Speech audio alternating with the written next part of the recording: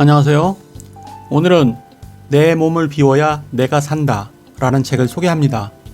이 책은 건강과 다이어트에 관한 SNS 한방 상담으로도 유명한 한의사 이유재가 6만 명이 넘는 팔로우들과 나눈 수만 개의 질문과 상담을 바탕으로 쓴 것입니다. 그래서 환자들의 다양한 고민을 해결한 사례를 바탕으로 몸 비우기, 피부 비우기, 습관 비우기, 마음 비우기에 관해 다루고 있습니다.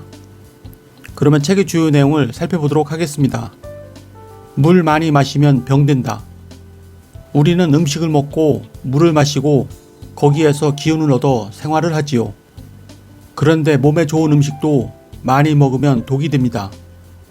물은 남아돌게 섭취할 필요가 없습니다. 특히 식사 전후엔 좀 부족하게 섭취하는 게 좋습니다. 음식에서 충분히 좋은 수분을 뽑아서 흡수하면 되니까요. 나머지 부족한 물은 소화가 잘 되고 난 후에 가끔 마시면 되겠죠. 수분 대사가 안 되면 수독증에 걸립니다. 수독이라는 것은 진액이 되지 못한 불필요한 체액을 말하지요. 진액은 음식이 소화되어 위장, 소장, 폐 등 장부의 작용에 의하여 생기는 영양물질을 말합니다. 이렇게 진액이 되지 못한 수분 찌꺼기가 배출되지 못하고 몸속에 남아있는 상태가 바로 수독증입니다. 수독이 몸에 남아있게 되면 기운이 소통이 안 되고 그럼 또 수분 대사는 더 안 되는 악순환에 빠지게 됩니다. 나중엔 소변을 잘 못 보는 사태에 이르고요. 소변 잘 보겠다고 또 물을 마시면 얼굴의 윤곽이 사라지도록 퉁퉁 붓게 되고 배는 하마배처럼 툭 튀어나오게 되는 것이지요. 밥 따로 물 따로를 통해서 음식이 좋은 수분은 더 많이 흡수하고 위장을 더 잘 활용해서 불필요한 수분을 제거하세요. 그리고 태양을 좀 더 자주 보시고요.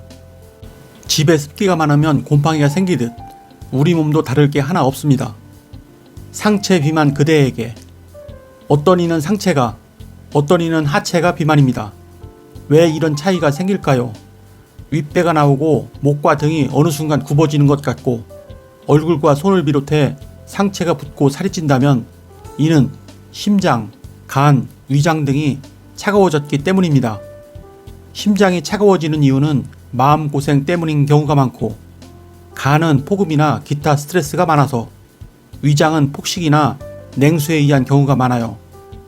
거기에다가 체질상 약하게 태어나면 그 부분이 차갑고 붓게 된답니다.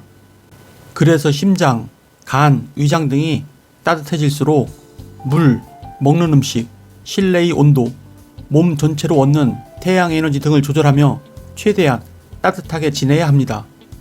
또 한 가지 이유는 기세가 실한 경우입니다. 무슨 일이든 한번 시작하면 어려움이 닥쳐도 거침없이 일어서고 물도 벌컥벌컥 시원하게 마시고 음식도 급하게 먹고 양도 많이 먹는 분들입니다. 이렇게 기운이 위로 올라오는 분들이 상체 비만인 경우가 많지요. 원인은 여러 가지이나 공통된 근본 원인은 늘어진 위장, 차가워진 소화기, 냉수 마시는 습관, 그리고 음식이 물과 동시에 들어와서 바로 소장으로 이동하게 되는 구조 때문입니다. 하체 비만 그대에게. 아랫배가 차가워지면 신장, 방광, 대장, 소장 하부 등이 기운이 없어집니다. 장기들이 힘있게 움직이지 못해서 배설 기능이 떨어지게 됩니다. 그러면서 아랫배는 힘을 잃고 볼록 나오게 되지요. 하체로 기운이 전달되지 않고 순환도 안 되어 하체가 붓게 되는 것입니다. 이렇게 몸이 부은 채로 시간이 지나면 어떻게 될까요? 그게 바로 살이 됩니다. 엉덩이와 허벅지 등에 살이 찌면 하체 비만이 드는데 이로 인해 갱년기 이후엔 무릎에 통증이 오게 됩니다. 젊은 여성의 경우 허벅지에 있는 셀룰라이트 때문에 고민이 많습니다. 그런데 이는 살이 아니고 소화가 덜 된 찌꺼기가 물과 합쳐진 노폐물입니다. 이를 배출하는 것이 가장 중요합니다. 살 안 찌게 하는 탄력적인 위장 만들기. 음식물이 위장에서 완전히 소화가 되면 우리 몸에는 에너지가 충만해지고 저장할 영양분은 줄어들게 됩니다. 따라서 음식을 먹고 없던 힘도 생깁니다. 이런 위장은 아주 탄력적이고 날씬하고 축축하지도 않아요. 그런데 위장에서 소화가 잘 안 되면 몸속의 에너지는 부족하고 저장할 영양분은 많아집니다. 음식을 먹어도 있던 힘도 없어지고 지치고 몸도 무거워져요. 이런 위장은 아주 늘어져 있고 축축하고 탄력이 없어요. 위장을 날씬하고 탄력 있게 하기, 위장이 음식물을 모두 에너지로 만들고 저장은 조금만 하게 하기. 여기에 다이어트의 진리가 숨어 있습니다. 음식을 꼭꼭 씹어서 드세요. 그래서 음식물 속의 수분을 완전히 흡수하세요. 음식물 속 수분이 가장 소중한 수분이랍니다. 음식물 속 수분만으로도 위장이 소화작용을 하는 데는 아무런 문제가 없으니 절대 물로 음식물을 내려보내지 마세요. 위장이 음식을 완전히 소화하며 에너지로 만들어버리면 몸속에 저장이 안 되어 살이 안 찌게 되는 겁니다. 특히 권하는 것은 복령차를 끓여 드시라는 것입니다. 복령은 소나무 뿌리에 자리를 잡은 버섯으로 뿌리에 머금은 수분을 빨아들여 그걸 바탕으로 자랍니다. 그 원리로 우리 몸속 깊은 곳에 박혀 정체된 수독을 기가 막히게 뽑아내지요. 위장뿐만 아니라 심장을 포함해서 모든 오장육부 속 불필요한 수분을 빼내는 역할을 합니다. 그래서 복령차를 물 먹는 하마라 하는 것이지요. 살 안 찌고 탄력적인 위장을 만들 수 있습니다. 백골의 줄이기. 날씬하게 마르고 달라붙어서 힘있게 움직이는 위장은 음식물을 잘 쪼개서 분해합니다. 당연히 에너지 생성은 잘 되면서 살은 잘 안 찌는 위장이지요. 하지만 아래로 축 처진 볼품없는 위장은 우리 몸도 아래로 처지게 하고 기운도 빠지게 합니다. 잦은 폭식과 지나친 음주, 벌컥벌컥 마시는 냉수 등이 위장을 아래로 축 처지게 만듭니다. 식후에 더부룩한 느낌도 주고 한마디로 기분이 나쁩니다. 위장이 아래로 처진 것을 위하수라고 합니다. 소장도 축 처지게 되고 위장까지 늘어나 축 처지면 배는 제자리를 지키지 못하고 앞으로 옆으로 튀어나오게 됩니다.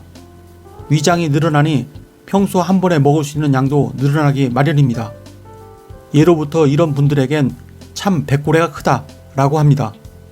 이렇게 늘어난 위장을 달라붙게 하여 백고래를 줄이는 방법은 위장을 따뜻하게 하는 것입니다. 또 위로 달라붙게 도움을 주는 운동을 해야 합니다. 바로 훌라후프 운동입니다. 회오리 바람이 불면 낙엽이 위로 올라가는 것처럼 훌라후프 동작은 소장과 위장을 자꾸 위로 달라붙게 하기에 백고래가 늘어난 분들에겐 좋은 운동이랍니다. 구기자가 왜 좋을까? 구기자는 맛도 좋지만 몸에 정말 좋아요. 오랫동안 복용하면 뼈와 근육을 단단하게 하고 노화를 막아줍니다. 추위와 더위에도 강한 체질을 만들어주고요. 그래서 한약 처방 시에도 자주 사용되고 있습니다. 구기자는 특히 간과 신장에 좋은데 우리 몸속 연료라고 생각하면 됩니다. 간과 신장이라는 공장에 연료를 공급해 주는 거지요. 구기자는 갱년기 장애에도 효력이 탁월합니다. 체력이 떨어지고 피로할 때도 많은 도움을 줍니다. 그래서 구기자는 차로, 술로 평생 드셔도 좋습니다. 네, 이상으로 책의 주요 내용을 살펴보았고요. 건강하고 아름답게 다시 태어나기 위해서는 내 몸을 비워야 합니다. 몸속 노폐물과 독소를 깨끗하게 비워내서 오장육부가 제 역할을 하게 해야 합니다. 내 몸을 이해하고 스스로 건강을 지키는 방법을 깨달아 생활 속에서 실천하시기를 바랍니다. 그러면 다음 시간에 뵙겠습니다. 감사합니다.